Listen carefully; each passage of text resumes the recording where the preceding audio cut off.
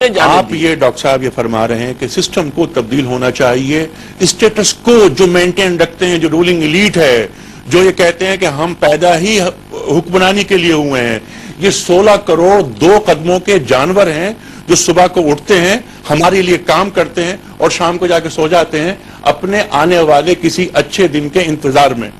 سوال یہ پیدا ہوتا ہے کہ جو سیکوینس آپ طے کر رہے ہیں کہ یہ 6 مراحل ہیں، ان کو طے کرنے کے بعد تبدیلی کا عمل ناگزیر ہو جاتا ہے، یہ تبدیلی ماحصل ہے۔ کوئی ایک مثال میرے سامنے نہیں آ رہی، میں پچھلے 100-150 سال اٹھا کے دیکھ رہا ہوں۔ آپ نے خود خمینی کی مثال دی۔ خمینی صاحب کی اس کے علاوہ 6 سٹیپ نہیں ہوئے یہ والے؟ 6 سٹیپ نہیں ہوئے، لیکن اس وقت بات ہو رہی ہے حکومت کے خلاف اقدام اور اس کو بدلنے کا معاملہ، یہ کام تو ہوا ہے وہاں۔ اور آپ کو معلوم ہے یوکرین میں ایک نظام بدلا، وہی عوامی ایجیٹیشن کے ذریعے سے۔ جارجیا میں بدلا، عوامی ایجیٹیشن۔ جی ایسے انقلابات کرغزستان کے اندر آیا، جی ہاں، لیٹن امریکہ میں۔ یعنی اب جو کچھ ہو رہا ہے وہ یہی ہے، ایک جو عوامی تحریک کا سیلاب جو ہے وہ آتا ہے اور وہ بہا کر لے جاتا ہے۔ بالکل ٹھیک ہے، عوامی تحریک کا سیلاب، اس سے بہت سی مثالیں مل رہی ہیں ہمیں نان مسلم کنٹریز میں۔ جو آپ بات فرما رہے ہیں کہ ایمان، تاثیر، اپنی زبان سے بھی آپ اسے اقرار کریں اس کا اور دل سے بھی تصدیق کریں، تزکیہ، تنظیم، پیسو ریزسٹنس، ایکٹیو ریزسٹنس اور آخر میں فائنل تصادم، یہ چیز ہمیں کہیں نہیں ملی۔ لیکن آپ کے اس طریقہ کار سے مجھے اختلاف نہیں ہے، آپ یہ تمام باتیں فرما رہے ہیں دین کے سے روشنی لیتے ہوئے۔ اس سے میں مانتا ہوں کہ حضور کے بعد سے آج تک اس نہج سے کہیں کوئی انقلاب نہیں آیا۔ ٹھیک ہے، ٹھیک ہے، آئے گا، اس کی خبر دی ہے محمد رسول اللہ صلی اللہ علیہ وسلم نے، اور فرض ہے ہمارے اوپر، یہ حضور کا بلکہ قرض ہے ہمارے اوپر، کیونکہ حضور بھیجے گئے تھے پوری نوع انسانی کے لیے اور بھیجے گئے تھے اللہ کے دین کو غالب کرنے کے لیے۔ تو پوری نوع انسانی پر اللہ کے دین کو غالب کرنے کے لیے یہ عمل دوبارہ شروع ہوگا پہلے کسی ایک ملک میں، اور اس کے بعد وہ ایکسپورٹ ہوگا، وہ ایکسٹینڈ ہوگا۔ ٹھیک ہے، یقیناً اس میں احادیث موجود ہیں۔ میں جو کچھ بیان کر رہا ہوں وہ سیرت النبی سے اخذ کردہ ہے۔ جی بالکل۔ آخری بات جو ہم کر رہے تھے وہ یہ ہے کہ آخری جو اس نظام کا جو تصادم ہے جو حکومت کے ساتھ پیش آئے گا، اس کی مثالیں میں دے رہا ہوں۔ ہمارے ہاں چھوٹی سی مثال سامنے آ گئی تھی، اینٹی بھٹو موومنٹ جس کا کہ نام تھا۔ اینٹی بھٹو موومنٹ، نظام مصطفیٰ کی تحریک، وہ تو ہماری آنکھوں کے سامنے ہے۔ ڈاکٹر صاحب آپ جس بڑے انقلاب کی بات کر رہے ہیں جو دین لاتا ہے، آپ کیا پی این اے کی تحریک کو اس نظام سے ملا رہے ہیں ڈاکٹر صاحب؟ میں نے اسی لیے کہا چھوٹی سی مثال کس بات کی کہ ایک وقت آیا، پہلے جو ہے فوج نے گولیاں چلائیں، لوگوں نے جانیں دیں، اور بھٹو صاحب نے اپنی کرسی کی دونوں یہ ہاتھیاں پکڑ کر کہا تھا ٹیلی ویژن پر کہ میری کرسی بہت مضبوط ہے۔ ٹھیک ہے، لیکن یہ کہ 3 بریگیڈیئرز نے انکار کیا کہ آئندہ ہم فائرنگ نہیں کریں گے، تو بھٹو کی کرسی تو ڈول گئی پھر۔ ٹھیک ہے، اچھا فوکس کر لیتے ہیں اپنا جس پہ ہم بات کر رہے ہیں۔ ڈاکٹر صاحب آپ نے فرمایا فائنل تصادم، کیا ضروری ہے کہ ایکٹیو ریزسٹنس ہو؟ کوئی اور حل نہیں؟ مثلاً دنیا بھر کا جو تعلیم یافتہ دنیا ہے، جو پڑھی لکھی دنیا ہے، جو باشعور دنیا ہے، جمہوریت ان کا سیاسی عقیدہ بن چکا ہے۔ کیا جمہوری عمل سے آپ بالکل ناکام ہو چکے ہیں؟ جمہوری عمل کو استعمال کرتے ہوئے ہم اس جگہ پر نہیں پہنچ سکتے؟ ڈاکٹر اس بات کا تفصیلی جواب میں آپ سے لوں گا۔ اس وقت ہمیں جانا ایک بریک کی جانب۔ خواتین و حضرات آتے ہیں ایک چھوٹے سے بریک کے بعد۔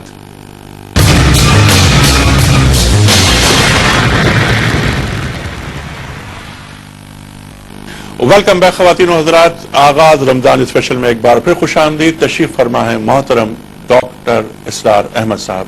ڈاکٹر صاحب بریک سے قبل جب بات رکی تھی ہماری، آپ بات کر رہے ہیں مسلح تصادم کی آخری سٹیج، ایکٹیو ریزسٹنس کی۔ غیر مسلح تصادم کی بات کر رہا ہوں۔ غیر مسلح تصادم کی، اچھا غیر مسلح تصادم وہ جو کہ کسی عوامی تحریک کے ذریعے سے ہوتا ہے، جس میں اس پر تشدد ہوتا ہے، لوگوں کو جانیں دینی پڑتی ہیں، لیکن وہ کسی کی جان نہیں لیتے۔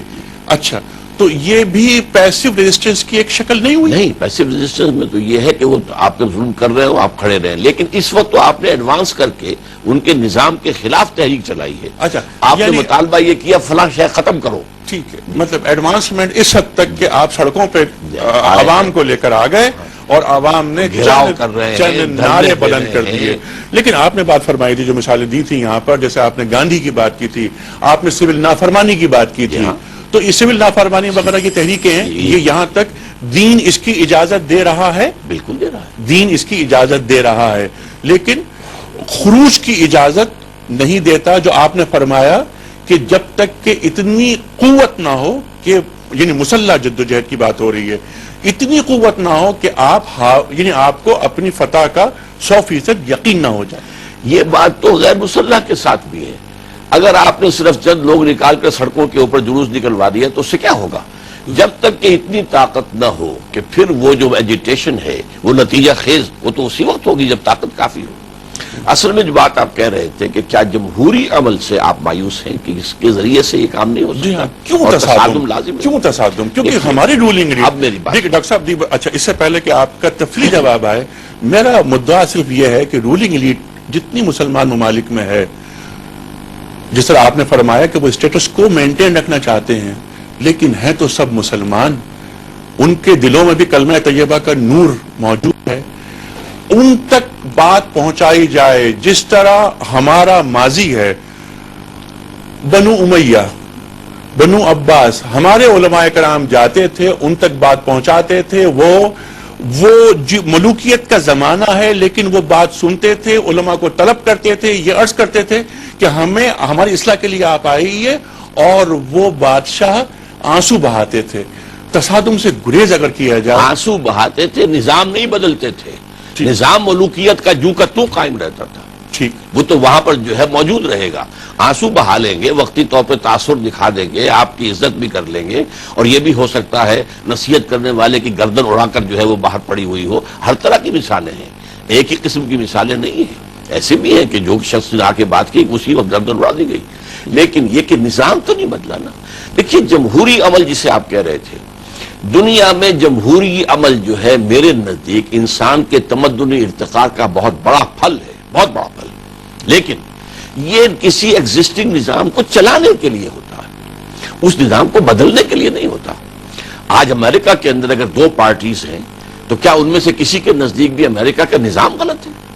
وہ دونوں ایگری کرتے ہیں. تھوڑا سا فرق کیا ہوگا؟ امیگریشن پالیسی میں تھوڑا سا فرق ہو جائے گا، ٹیکسیشن پالیسی میں تھوڑا سا فرق ہو جائے گا، وغیرہ وغیرہ. تو ہمارا جو نظام ہے ڈاکٹر صاحب، دین کو مطلوب ہے، جو قرآن کریم کا مطلوب ہے، اس میں جمہوریت اور دینی نظام دونوں کے مابین خلیج ہے. نہیں، جمہوریت تو جب نظام بنے گا تو اس کو ہم جمہوریت کے ساتھ لے کے چلیں گے. اچھا. لیکن اسلام لانے کے لیے، اسلامی نظام قائم کرنے کے لیے یہ جمہوری عمل مفید نہیں ہوگا، وہ انقلابی عمل ہے. ٹھیک ہے، وہ عمل مفید نہیں ہوگا. آپ کے استاد حضرت علامہ اقبال رحمۃ اللہ علیہ کیا فرماتے ہیں کہ جمہوریت ہر لحاظ سے اسلام کے لیے مددگار ہے. آپ ایگزیکٹ الفاظ بتائیں. ایگزیکٹ الفاظ کے لیے مجھے پرچے کھولنے پہ ہوں گے. بالکل یہ بات نہیں ہے جو آپ نے کہی ہے. انہوں نے جو بات کہی ہے وہ یہ ہے کہ جمہوریت اسلام سے ہم آہنگ ہے. Republican form of government is very near to Islam. میں ایگزیکٹ ورڈ، لیکن یہ کیا ہے؟ یہ تو جب انقلاب آ کر گورنمنٹ کا معاملہ ہے. اچھا، علامہ اقبال کے ذہن میں جو ہے وہ انقلاب نہیں تھا. قدر نہیں. اچھا، ان کے ذہن میں دینی انقلاب نہیں تھا. گفتگو ہو رہی تھی کہ نظام کی بات بتا رہے تھے کہ اسلام کا سیاسی نظام کیا ہوگا، کیا ہے. تو اس کی اصولی بحث ہے. لیکن آئے گا کیا؟ وہ تو میں آپ کو علامہ اقبال کا شعر بتا چکا ہوں. بانشہ درویشی در ساز و نما دم زن، جو پختہ شوی خدرا بر سلطنت جم زن. اس ٹکراؤ کے بغیر انقلاب کبھی نہیں آتا. کیا جمہوری عمل کے ذریعے سے آیت اللہ خمینی کبھی حکمران ہو سکتے تھے ایران کے اندر؟ قیامت تک ہو سکتے تھے. کیا جمہوری عمل کے نتیجے میں بولشوک ریولوشن آ سکتا تھا؟ ناممکن. ریولوشن ہمیشہ ریولوشن کے طرز پر آئے گا. ہاں، فرق کیا ہے؟ وہاں مسلح معاملہ ہوا، جو بھی ہوا ہے روس کے اندر، لیکن یہ کہ ایران کے اندر یک طرفہ ہوا ہے. انہوں نے نہیں مارا، اسی لیے فوج نے ایک وقت میں پھر ہاتھ اٹھا دی کہ ہم کب تک ماریں گے ان کو. اسی طریقے سے یہ ہے کہ آج سجیسٹ کر رہا ہوں، اگرچہ قتال اور خروج مسلح حرام نہیں ہے اگر حالات فیزیبل ہوں، لیکن عام طور پر جو ہے صورتحال فیزیبل نہیں ہے. بہت بڑا فرق ہے کہ ایک طرف قوت کتنی ہے اور دوسری طرف جو ہے نہتے عوام ہے. تو یہ نہتے عوام اپنی جانیں دے کر نظام کو بھگا سکتے ہیں. 20,000 کے قریب جانیں دی ہیں ایرانیوں نے، اور ان کے بعد کیا بادشاہ کو بھاگنا پڑا وہاں سے، نظام بدل گیا۔ تو اس حوالے سے آج کے دور میں ایک عوامی تحریک